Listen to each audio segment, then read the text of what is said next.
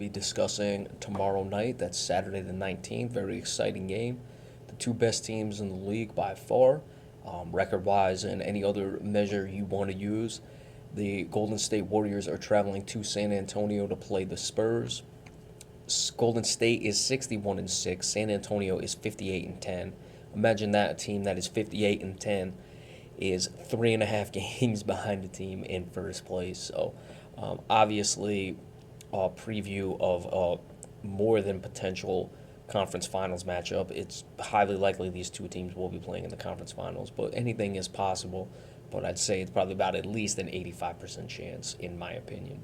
I'm not basing that off anything, just my own numbers. But to the game here, Golden State has not won in San Antonio since 1997. They are 0-32 since that time. The San Antonio Spurs have not lost at home this season. They are 34-0. They're riding an extended home winning streak dating back to last season. Golden State is also a team that has not lost at home. They are 32-0 now. This is one of two. Excuse me. This is one of three games down the stretch that these two teams will play, two of which are in San Antonio. So they're gonna play here in San Antonio. Then the next game will be in Golden State, and the final game in San Antonio. As we discussed in the weekly NBA report, I expect that Golden State is going to win one of these games, if not both of them, in San Antonio. Whether or not San Antonio will win in Golden State, I don't know. I would find it highly unlikely. And I, frankly, am expecting Golden State to win this one, even though they are playing tonight in Dallas. So they will be on the second night of a back-to-back tomorrow. It's not going to be a brutal flight going from Dallas to San Antonio. They are not on the Texas Triangle. They have not played in Houston prior to tonight's game, and they will not be playing in Houston after this. Haven't seen many Texas Triangles that I can recall. I know that the Boston Celtics, the year they won the championship, they completed a Texas Triangle, but I usually like to see those things, and especially a team like Golden State, you put them to not the ultimate test, but it would have been nice to see them go to the Texas Triangle. But back to the game here, I just don't see the San Antonio Spurs as a good matchup against the Golden State Warriors. Tony Parker, as great of a point guard as he is, almost certainly going to go to the Hall of Fame. He just isn't that good of a defender. He's more of a shooter on the offensive end, doesn't really drive, doesn't get out and run. He's not going to make Steph Curry work when Steph Curry is playing defense. I think that is one of the key factors to beating the Golden State Warriors. Steph Curry, you can get him to miss on occasion, but you're certainly going to get him to miss more when you're making him work on defense. Now, a playoff series, that would be even more apparent and more determining throughout, because you're making him work through what you would hope to be at least 7 games. With one game, though, you can still wear him down just for that game. And who knows, he may have an off night to begin with, but that's one of the matchups where I think you have to, or one of the areas where you have to really work on Golden State, is you have to be able to get Steph Curry running on the defensive end. Now, will San Antonio, that is, put Kawhi Leonard on Steph Curry? I'd certainly like to see it. Klay Thompson is a very good player. You could put Kawhi Leonard on him, but I would put Tony Parker on Klay Thompson, let Tony Parker chase Klay Thompson off screens and all that stuff, and have Kawhi Leonard really work his tail off trying to defend Steph Curry.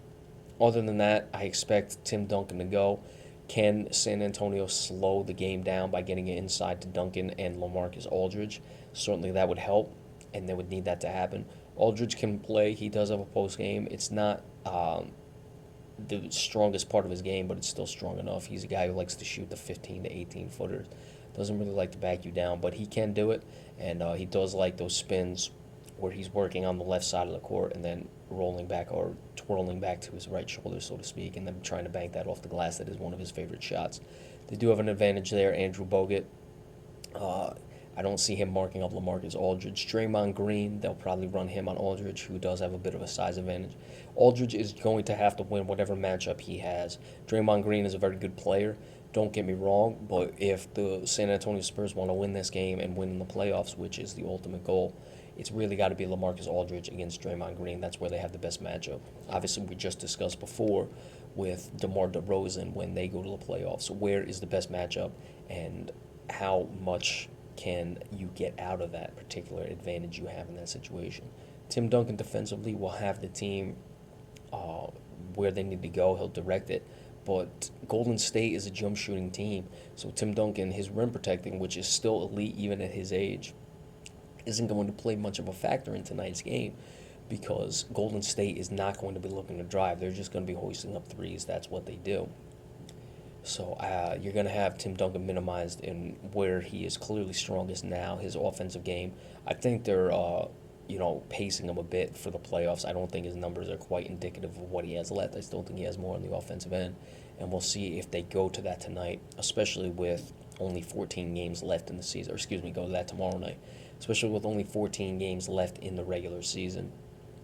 It might be time to start getting Tim Duncan involved on the offensive side of the ball, especially against the Golden State team. Like we said, they're not great inside. If they put Draymond Green on Tim Duncan, then you let LaMarcus Aldridge work on Andrew Bogut. Andrew Bogut, that's his best factor is on the defensive side of the ball. But I'd still take Tim Duncan against Andrew Bogut any day of the week. So that'll be very interesting. Danny Green is going to have to make his shot. Patty Mills off the bench has to be very good. Those guys are key contributors. When they've played earlier this season, they did not play very well. And Danny Green, with his three-point game, you have to just match the three-pointers. You don't have to match them three-point for three-point, but you have to get points from behind the arc when you're playing the Golden State Warriors because they're going to get so many. You have to balance that out. Of course, the analytics people know that you only have to shoot 33% on your three-pointers to equal 50% on teams' two-point shots. And I expect Golden State to shoot better than 33% from behind the line. So they're going to get their points from behind the arc. You just have to find a way to get some of them and at least stay competitive in that regard when it comes to shooting from behind the arc. And Danny Green is the best one to do it. Patty Mills can do it as well. Let's see if Matt Bonner comes in. You're losing a lot on the defensive side of the ball. But if Matt Bonner can come in sparingly and very quickly drop a few threes, Manu Ginobili can do that as well. So the bench, San Antonio does have a strong enough bench. Golden State is fairly deep, but I would give the depth to San Antonio in this game. And the bench players are going to have to make three-point shots if the San Antonio Spurs are going to have any hope. With that being said, even on the second night of the back-to-back, I still think that Golden State is going to go in there and get the win tomorrow. If it's a close game, there's no moral victories. I'm not looking at it from that perspective. I wonder if Golden State will be able to handle the pressure. They haven't been pushed that much, especially against a quality team like San Antonio when it comes to late game situations and being able to having to perform in pressure situations. They've won a championship last year, so it's not like this is something that they're unaccustomed to. But I would just like to see that just for my own personal gratification, because Golden State, like we said, hasn't been pushed. So that would be something that you wonder about going into the playoffs, because not every playoff game is going to be a blowout. Golden State is plus 11.4 in their differential, which is very impressive. San Antonio is actually higher at 12.3, but I don't really have any doubts with the Spurs because of Tim Duncan, because of Manu Ginobili, and because of Tony Parker. They've just been there far too long, and they're much more proven than the Golden State Warriors. I'm not looking to rain on the Golden State Warriors at all, but they only won the championship last year, and they've been flying so high this season that you have to really wonder if that would be a factor. But tomorrow, Golden State 110-100 over the San Antonio Spurs in San Antonio, breaking the Spurs win streak at home.